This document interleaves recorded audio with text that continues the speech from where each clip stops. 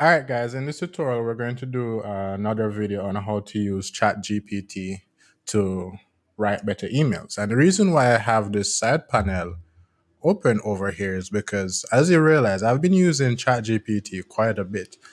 And it's been very helpful for me because we all have weaknesses. I've learned that. And ChatGPT, if used properly, can cover one of those, well, many of those weaknesses that we have. So let's say that you have a business and you want to do some email marketing. You were not the best English student at all. You can't spell properly. Your grammar is not so good. And worst of all, when you use words, it grates on the ears. So you're very poor at writing and telling stories, building relationships. What this tutorial is going to do for you is going to teach you how to use ChatGPT in your business to write better emails. Now, the emails that we're going to be writing aren't welcome emails. It's going to be regular email sequences that you're going to share with your audience. Now, if you look on screen, you're going to notice that we have a few emails right here. These are the emails that we worked on in the first part of this tutorial. And that is going to be linked in the description. There's going to be a card above right here, and you can find that at the end of the video. So what we're going to do today is we're just going to write, I can do it really quickly. We're going to write, let's say, 3 emails for this audience.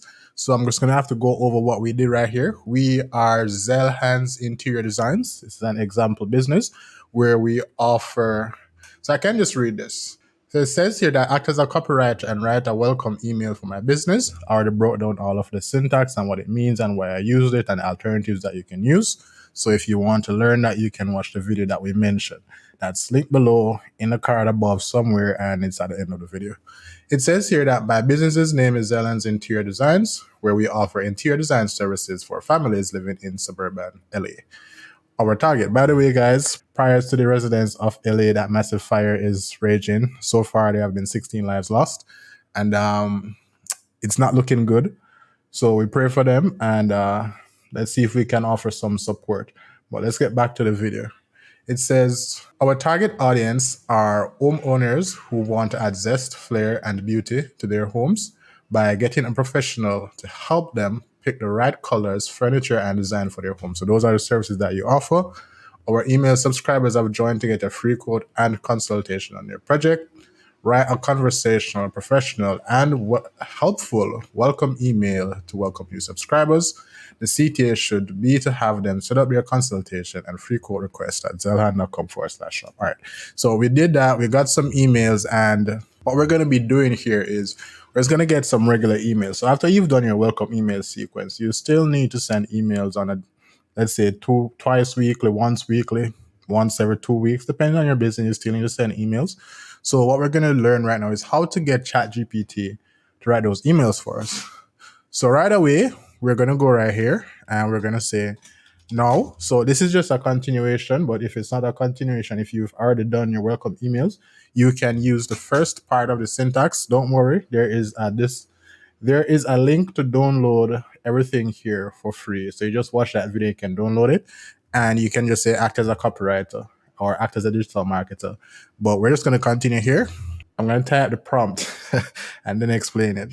So here we have our prompt. It says, now we would like to send emails twice weekly to our audience to teach them more about interior designing. And you know, the interesting thing is, guys, you can change the period from twice weekly to once weekly or once every 2 weeks, and you can change the number accordingly. We're going to ask now ChatGPT to say, or we're going to say to ChatGPT now, these emails should educate them, that's our audience, build a trusting relationship with them, and lead to a sale. They should also be short, punchy, and creative. Suggest 8 topics for us to send emails about for the coming month. And we're going to send this to ChatGPT. ChatGPT is going to send us some results. And as you notice, it's categorized by weeks. And then it tells us which email to send. We can also ask which day would be best to send, but that wouldn't be optimal because you want to do that depending on the performance of your emails. So you can just choose 2 days, Tuesday and Thursday, Monday and Wednesday, Monday, Tuesday, whatever. And then the days that you get the most reception based on your email analytics, those are the days and times that you send. And I believe MailChimp has a feature where it can suggest the best time for you to send your email once you select the day. And it's at least 48 hours into the future. So That's it for when to send. And as we see, we have 4 weeks of email content suggested right here.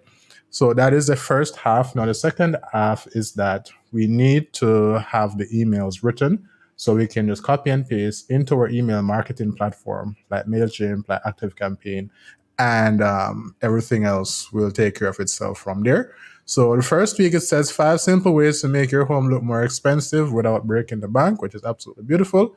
And then the second email of that it says the power of color, how to choose the perfect palette for your home. And I love what's happening right here because these are also helpful tips that I would use. Matter of fact, we're we're about to sign up an interior designing client, right? And we believe that, funny enough, I believe that these will be helpful for them. So if you're watching this, we're going to share it with you so you can also get some quick wins. So yes, we're going to share this with our prospective client. Whether or not they work with us, it's up to them, but they've gotten value from us, and that's what we're doing here at Zelhan. So we do have a lot of information here, and we have some very good outlines. The next thing that we need to do is we need to ask ChatGPT very keenly to write these emails and write them a specific way.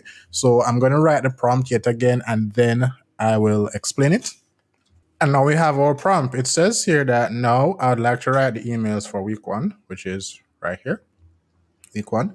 The from name, so who the email is being sent from is Jabez at Zeland Interior Decorators. And I think it's interior designers. But that's your name at business name. I'll tell you why you do that soon. I'll tell you right now. So when you send your email, you want it to be from a person at your business because that's more personal than saying it's from your company name. When it's from your company name, people build a relationship with a company, and that's good, but it's not as effective as if they build a relationship with someone at the company. It's like KFC. Colonel Sanders died so many years ago, I believe in the 1980s. And now, after what, 40 years, we still associate Colonel Sanders with KFC. And he sold KFC before KFC was so huge. He sold from like in the 1960s, like 1962 or thereabout, I believe. So have a person represent your business, keep it consistent. If you don't have someone consistent, let it be the founder, the director, someone who's most likely going to be there for a very long time. And if not, you can create a mascot, which works, like the Geico Gecko, Geico, the Geico from Geico. I'm having too much fun. All right. So we're also going to say we will replace the space holder. Oh, so the from name is Jabez at Zeland Interior Decorators. So my name is Jabez. The business is Zeland Interior Decorators. And we are sending to their first name. All right, that's nice. We will replace the space holder for first name with their name when the email is sent. So meaning that we're going to say, hey, first name. That's what ChatGPT is going to tell us. But when I get the email, it's going to say, hey, Jabez. It's going to say, hey, prospect. Hey, YouTube viewer, please subscribe.